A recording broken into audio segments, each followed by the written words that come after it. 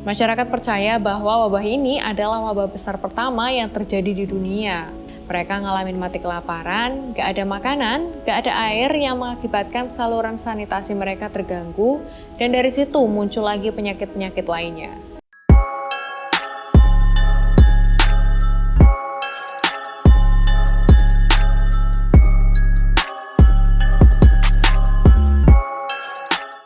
Hai guys, kembali lagi bersama aku Indri Hanhan. Oke, sebelumnya makasih banget ya udah klik video ini.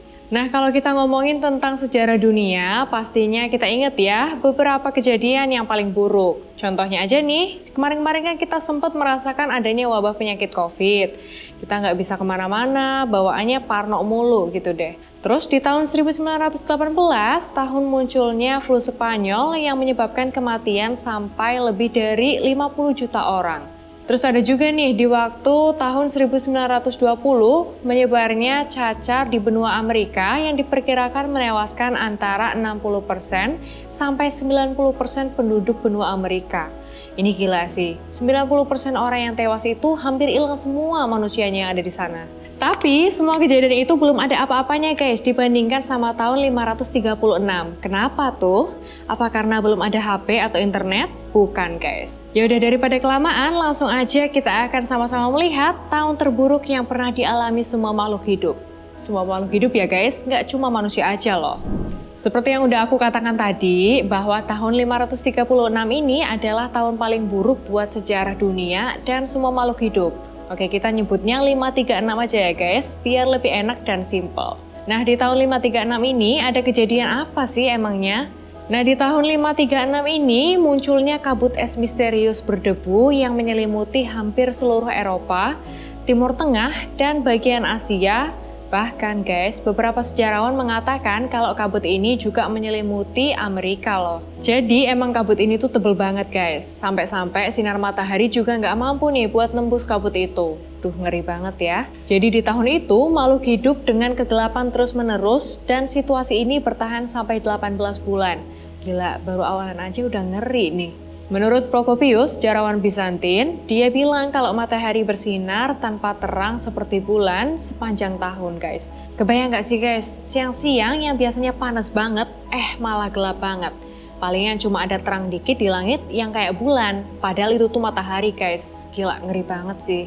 Nah, efek dari kabut yang berkepanjangan ini ternyata ngeri guys. Yang pertama, temperatur suhu udara di sebagian besar bumi itu jadi drop. Menurut National Geographic, di tahun segitu musim panasnya aja itu suhunya cuma 1,5 derajat Celcius. Dan inget guys, itu musim panas. Makanya di tahun 536 ini disebut sebagai suhu paling dingin dalam 2300 tahun terakhir guys. Dan efek suhu ini akhirnya nurun ke efek-efek selanjutnya, kayak kekeringan, gagal panen, yang akhirnya bikin jutaan orang mati karena kelaparan. Terus menurut majalah Science, kalau di Cina waktu itu pas musim panas itu sampai turun salju guys. Nah gimana tuh? Ini gila banget gak sih? Musim panas tapi sampai turun salju guys. Yang lebih parahnya lagi, meskipun ini terjadi di tahun 536, tapi 1,5 tahun gak ada matahari ini dipercaya berefek sampai ke tahun 640. Wah gila, berarti 100 tahun lebih efeknya ya guys. Gak usah jauh-jauh ke tahun 640 deh. Di tahun 541 atau sekitar 5 tahun setelah kabut misterius itu muncul, dunia diserang sama wabah pes. Nah, wabah pes ini berasal dari bakteri dan nama bakterinya itu adalah Yersinia pestis dan ada tikus yang terinfeksi. Tikus yang terinfeksi ini terus darahnya dihisap sama kutu. Terus abis itu kutunya pindah ke manusia dan dia menggigit manusia. Dan akhirnya bakteri ini pun ikut pindah ke badan manusia. Nah, ini nih yang bikin hubungannya sama kabut tadi guys. Udah nggak ada cuaca panas, terus manusia juga diserang sama wabah pes yang kutu-kutunya ini makin agresif kalau ada cuaca dingin. Nah, penyakit pes ini awalnya ada di Ethiopia, Afrika.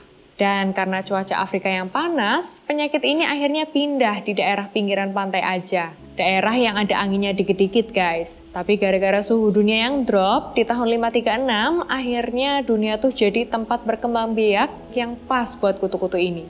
Akhirnya tikus-tikus yang terinfeksi beserta dengan kutunya di Afrika tuh makin banyak guys. Dan mereka akhirnya migrasi. Tikus-tikus ini dibawa ke Eropa lewat kapal-kapal pedagang. dari seluruh Afrika, terus transit ke pelabuhan utama Alexandria di Mesir, baru deh abis itu menyerang ke pusat kekaisaran Roma waktu itu, yaitu Konstantinopel. Nah yang jadi pertanyaan nih, kenapa wabah itu baru menyebar di tahun 541? Ini semua karena keadaan ekonomi di sana udah agak membaik. Orang-orang Romawi kuno ini ketagihan banget sama satu barang yang bernama gading gajah. Jadi mereka ini impor besar-besaran gading gajah buat dijadiin apa aja. Misalnya bisa dijadiin furniture, terus dijadiin ornamen-ornamen mewah yang bikin negara-negara tetangganya pada kagum. Nah akhirnya wabah ini masuk ke Eropa bareng sama gading gajah yang banyak itu. Dan akhirnya wabah pes ini dikenal dengan nama Plague of Justinian yang terjadi pada tahun 541 sampai 549. Masyarakat percaya bahwa wabah ini adalah wabah besar pertama yang terjadi di dunia. Nah, seperti yang udah aku omongin tadi nih, kalau kabut tebal ini juga ngefek sampai ke Amerika. Kalau di Amerika, dipercaya efeknya ini bisa kelihatan dari peninggalan-peninggalan di Teotihuacan, kota kuno di Meksiko. Sebenarnya efek yang ditimbulkan dari kabut tebal tadi siklusnya hampir sama kayak di tempat-tempat lain. Mereka ngalamin mati kelaparan, gak ada makanan, gak ada air yang mengakibatkan saluran sanitasi mereka terganggu, dan dari situ muncul lagi penyakit-penyakit lainnya.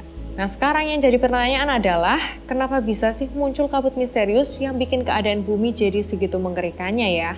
Menggabungkan prediksi dengan penelitian baru, tim ilmuwan kini menunjukkan kabut misterius itu sebenarnya adalah hasil letusan gunung berapi Islandia setelah tim yang dipimpin oleh McCormick menganalisis es dari gletser.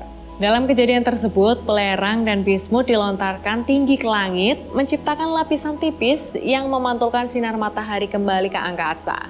Analisis inti es yang sangat mendetail dari Gletser Colgnifeti di perbatasan antara Swiss dan Italia telah menghasilkan informasi baru tentang abad kelam yang menyebabkan dunia jatuh, guys. Tapi ada juga nih penelitian dari Harvard University dan mereka menyebut kalau penyebabnya adalah letusan vulkanik di Islandia dan El Salvador di Amerika. Gunung El Salvador ini dipercaya sekarang udah berubah jadi danau Ilopango. Dari penelitian ini dipercaya kalau dua gunung itu meletus terus awan vulkaniknya ke bawah angin sampai nutupin Eropa dan Asia. Jadilah awan misterius ini tadi. Nah, kalau menurut peneliti David Case, penyebabnya adalah meletusnya gunung berapi Krakatoa atau kalau kita kenalnya ini gunung berapi Krakatau.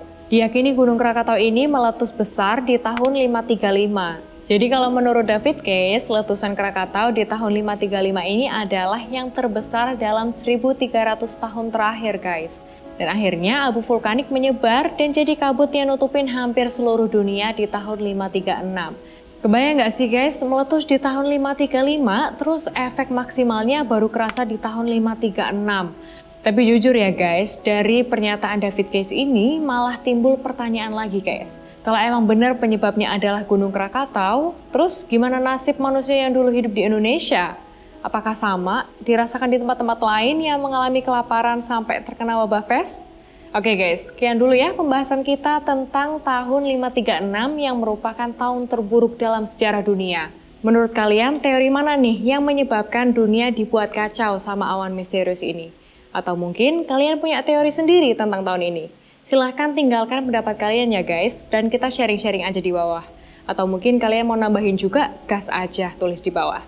Saya Indriana pamit undur diri, sampai bertemu di video selanjutnya. See you!